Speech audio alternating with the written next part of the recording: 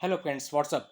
Indian geography के इस series में आज हम 14 टॉपिक एग्रीकल्चर स्टार्ट करेंगे। इससे पहले हम लोगों ने लगभग 13 टॉपिक कवर कर लिया है, जिसके लिंक आपको नीचे दिए गए डिस्क्रिप्शन में मिल जाएंगे। तो आइए शुरू करते हैं एग्रीकल्चर, जिसमें हम देखते हैं कि भारतीय अर्थव्यवस्था में एक अहम भूमिका निभाता है ये कृषि, जिसमें कि 2011 के आंकड़े के अनुसार अगर हम बात करें तो लगभग 55% एग्रीकल्चर लोग करते हैं। और इससे जुड़ी गतिविधियों में लगा हुआ जो देश का संपूर्ण जो जीडीपी है वो लगभग 16.4% हमें देखने को मिलता है। तो इस तरीके से हमने ये देखा कि भारतीय अर्थव्यवस्था में कृषि की कितनी अहम भूमिका है, जिसमें 55% लोग जुड़े हुए हैं, ठीक है, एग्रीकल्चर से। और जीडीपी में लगभग 16.4% हमारी इसके हिस्सेदारी है एग्रीकल्चर की।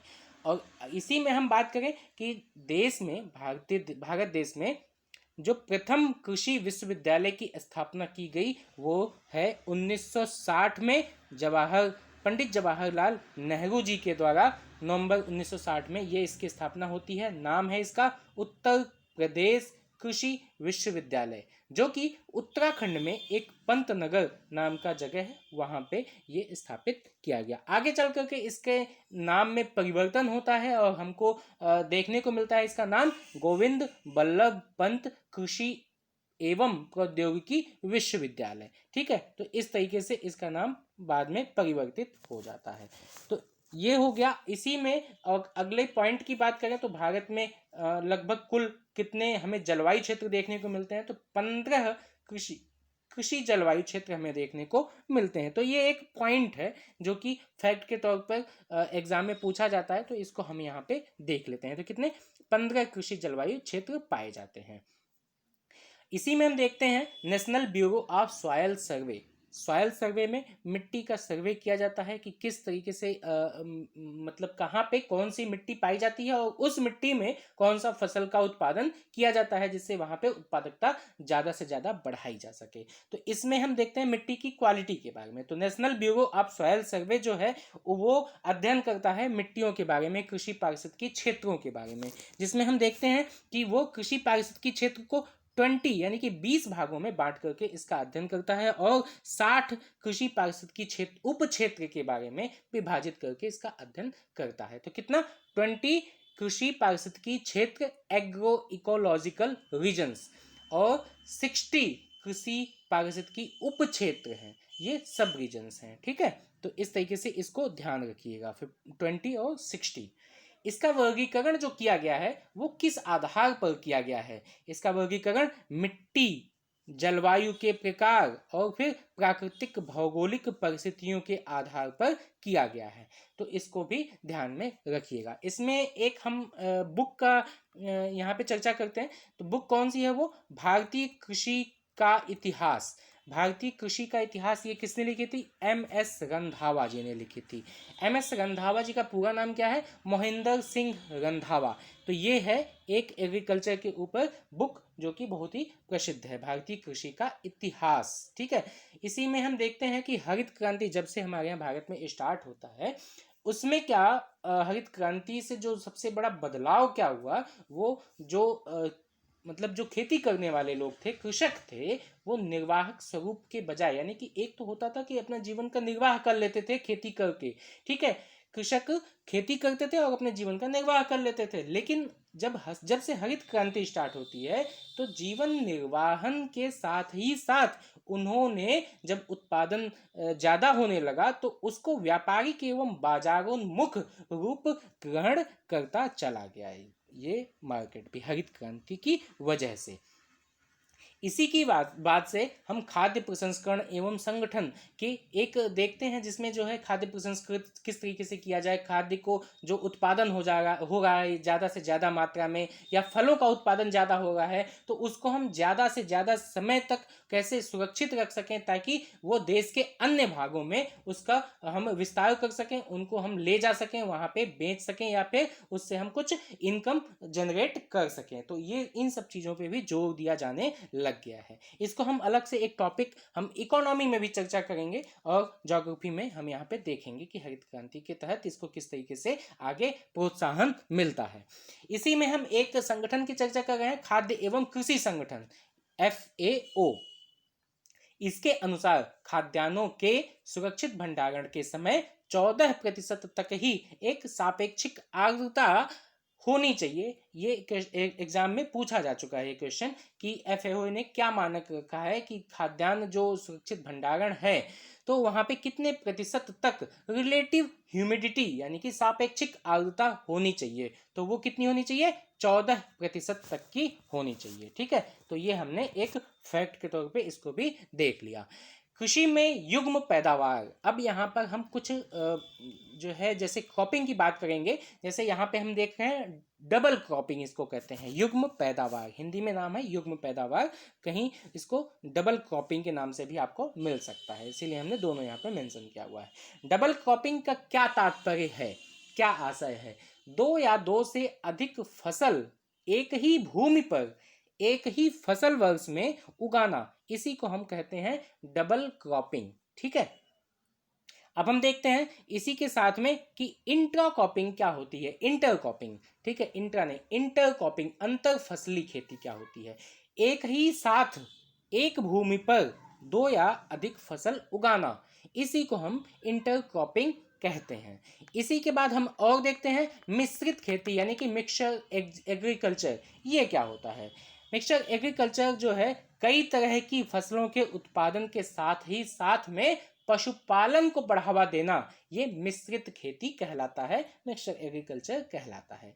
इसमें खेती से बचे समय में जो कृषक है वो पशुपालन भी करने लगता है, जिससे जो है उसकी आय में वृद्धि हो जाती है। तो इस तरीके से हमने डबल क्रॉपिंग, इंटर क्रॉपिंग और मिश्रित खेती यानी कि मिक्सचर एग्रीकल्चर की बात यहाँ पे कर ली। इसी में हमें और एक और देखते हैं जो कि कॉन्ट्रैक्ट फार्मिंग के नाम से जाना जाता है। कॉन्ट्रैक्ट फार्मिंग ये हमें पंजाब में देखने को मिलता है। वहाँ पे क्या होता है, कॉन्ट्रैक्ट ले लेते हैं किसी के मजदूरों से या कृषकों से, फिर वो क्या करते हैं, वो वहाँ पे खेती करते हैं, खेती करके उस जितना भी शेयर उन लोगों के बीच में होता है उस तरीके से वहाँ पे खेती की जाती है। तो इसको हम कहते हैं कॉन्ट्रैक्ट फार्मिंग, ठेकेदारी कृषि।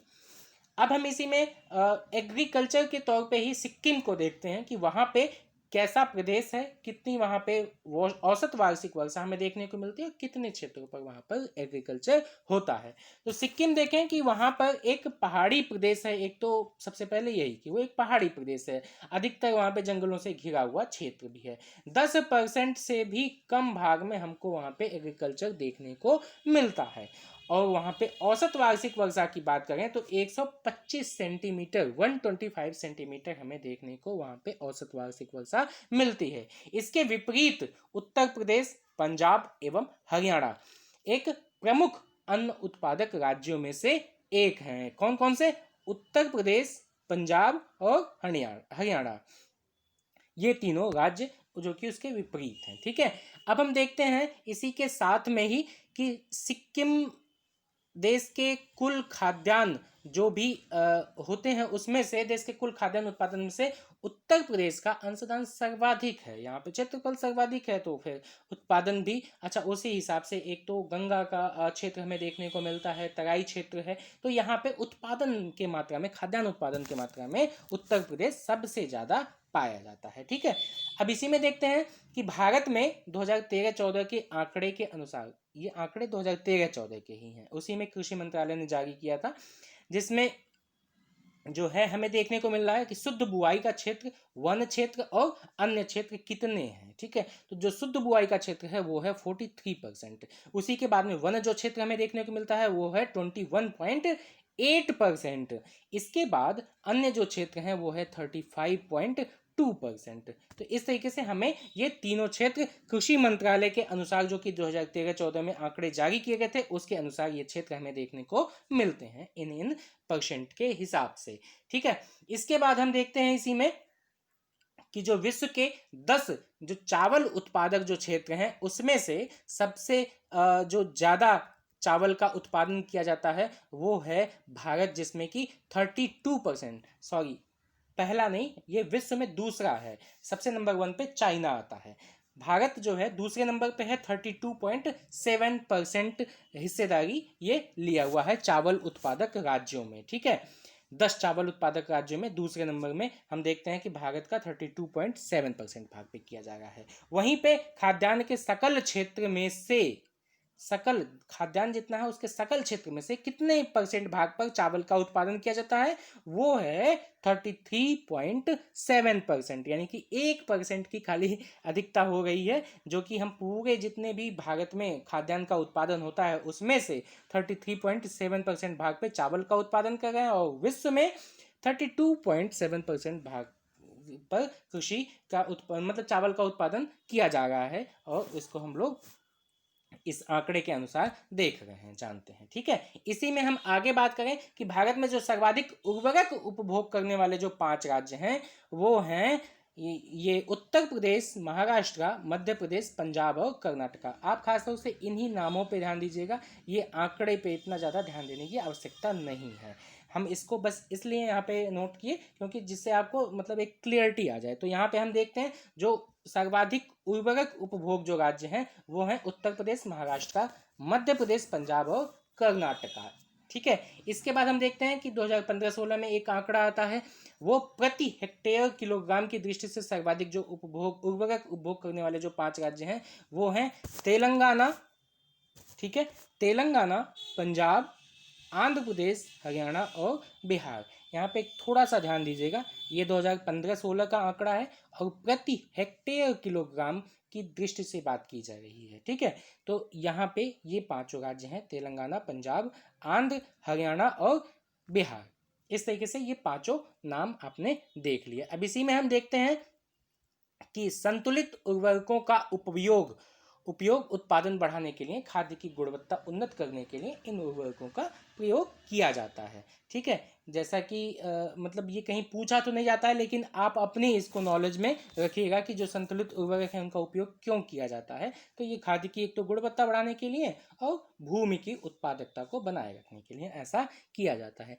एक और इसी में हम बात करते हैं सीड विलेज कॉन्सेप्ट की, जिसमें कि सीड विलेज कॉन्सेप्ट क्या कहता है, बीज ग्राम संकल्पना। इसका उद्देश्य क्या था कि एक समान जो विचार रखने वाले जो किसान हैं उनके लिए एक समूह बना देना। कैसा समूह? स्वयं सहायता समूह, सेल्फ हेल्प ग्रुप। इसमें क्या होगा, एक साथ इनको प्रशिक्षण दे दिया जाएगा जिससे वे अपनी पसंद की फसलों के बीजों को उत्पादित करने के साथ ही साथ वो एक साथ काम कर सकेंगे, जिससे स्वयं की तथा जो उनके साथी किसान हैं उनको बीजों की जरूरत को उचित समय और सस्ती कीमत पर पूरा कर सकें। तो ये एक संकल्पना आई थी, बीज ग्राम संकल्पना, सीड विलेज कॉन्सेप्ट। ठीक है, इसी में एक और मतलब एक मार्का की बात आती है, एग मार्क। ठीक है, इसके अनुसार हम देखते हैं कि केंद्र सरकार के द्वारा ये प्रायोजित किया गया था 1937 में। ठीक है, एक 1937 में अधिनियम बनता है जो कि कृषि उत्पाद ग्रेडिंग एवं मार्केटिंग, कृषि उत्पाद, ये एक अधिनियम है 1937 में जो कि कृषि और संबद्ध उत्पादों की ग्रेडिंग और मानकीकरण को प्रोत्साहित करता है। ये 1938 के बाद से योजना लागू की गई थी। ठीक है, कृषि क्षेत्र को प्राथमिकता देते हुए भारत सरकार ने कई योजनाएं लाई थी। उन योजनाओं में हम कुछ यहाँ पर देख लेते हैं जो इंपॉर्टेंट हैं, जिसमें सबसे पहला था मृदा स्वास्थ्य कार्ड योजना। जैसा कि नाम से ही पता चल रहा है, मृदा के स्वास्थ्य का परीक्षण करना, तो सतत मिट्टी की उर्वरता को सुधारने के लिए ये योजना लाई गई थी। उसी के बाद हम देखते हैं प्रधानमंत्री ग्राम सिंचाई योजना। जैसा कि नाम से ही ग्राम सिंचाई योजना, इसके माध्यम से पानी की बढ़ी हुई क्षमता तथा सिंचाई के लिए उपयोग में सुधार करने की बात की जाती है। अब इसी में देखते हैं कि परंपरागत कृषि विकास योजना, PKVY, इसके द्वारा जैविक खेती को समर्थन और किसानों के आय में वृद्धि हेतु एकीकृत राष्ट्रीय कृषि बाजार का सृजन करने की बात की गई थी। इसके लिए ही सरकार ने कई सकारात्मक कदम भी उठाए थे। इसी के बाद एक और योजना की बात की जाती है जिसका नाम है किसान क्रेडिट कार्ड योजना, KCCY या KCC भी इसे कहते हैं, किसान क्रेडिट कार्ड। ठीक है, ये पूरे देश में संचालित हो रही है। इसके माध्यम से जो क्रियान्वित जो वाणिज्यिक बैंक हैं, सहकारी बैंक हैं और नाबार्ड यानी कि क्षेत्रीय ग्रामीण बैंकों द्वारा किया जा रहा है इन तीनों का क्रियान्वयन। इन तीनों के द्वारा क्रियान्वयन किया जा रहा है केसीसी का। किसके द्वारा? वाणिज्यिक बैंक, सहकारी बैंक और फिर हमें देखने को मिल रहा है क्षेत्रीय ग्रामीण बैंक। तो ये तीनों जो है इसको क्रियान्वित कर रहे हैं केसीसी को। ठीक है, अब कुछ पॉइंट जो एग्जाम में पूछे जा चुके हैं फैक्ट के तौर पे हम इसको यहाँ पे देख लेते हैं, जिसमें कि हरी खाद वाली फसलों में से नाइट्रोजन की सर्वाधिक जो मात्रा है वो बोड़ा या लोबिया में पाई जाती है। कितने परसेंट? लगभग 0.49%। ठीक है, ये नाइट्रोजन की सर्वाधिक मात्रा इससे पाई जाती है। किससे? लोबिया या बोड़ा से। तो ये उसी का नाम है। कई जगह पे लोबिया कहा जाता है, कई जगह पे बोड़ा कहा जाता है। तो ये 0.49% हो गई नाइट्रोजन की उपलब्धता इसमें। ठीक है, इसके बाद हम देखते हैं हरी खाद।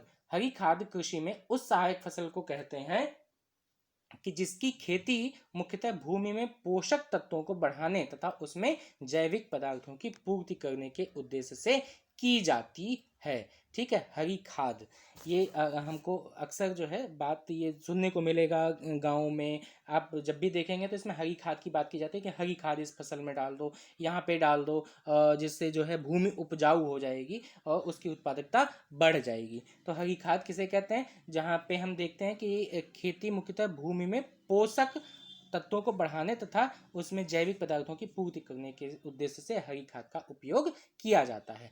अब हम इसमें देखते हैं कि जिसमें लैंचा में, सनई में और कुछ जो है ग्वार में नाइट्रोजन की मात्रा पाई जाती है, जिसमें अलग अलग, जिसमें हम देख पा रहे हैं कि जैसे लैंचा में है 0.42%, सनई में है 0.43%, ग्वार में पाई जाती है तो 0.34%। इसमें नाइट्रोजन की इतनी उपलब्धता पाई जाती है। किंतु सनई की बुआई से ही खेत को सर्वाधिक नाइट्रोजन लगभग 86 से लेकर के 129 किलोग्राम हेक्टेयर प्राप्त हो जाती है। तो अधिकतर हमें सनई ही देखने को मिलता है जिसका उपयोग लोग करते हैं नाइट्रोजन की उपलब्धता के लिए।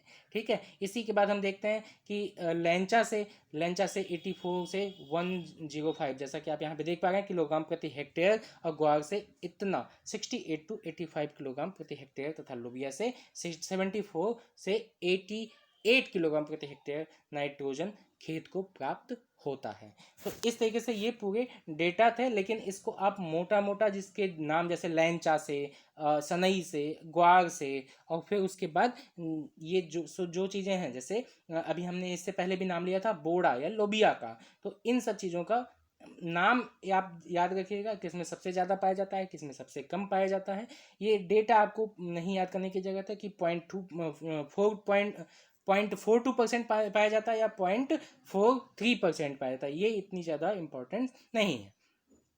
आप इतना ध्यान रखिएगा कि लैंचा में कितना, लैंचा में सर्वाधिक है या लैंचा में दूसरे नंबर पे है, सनई में सर्वाधिक है या सनई में दूसरे नंबर पे। तो इस तरीके से नंबर यानी कि क्रम उसका याद रखिएगा। ठीक है, इसको हम यहीं पे समाप्त करते हैं।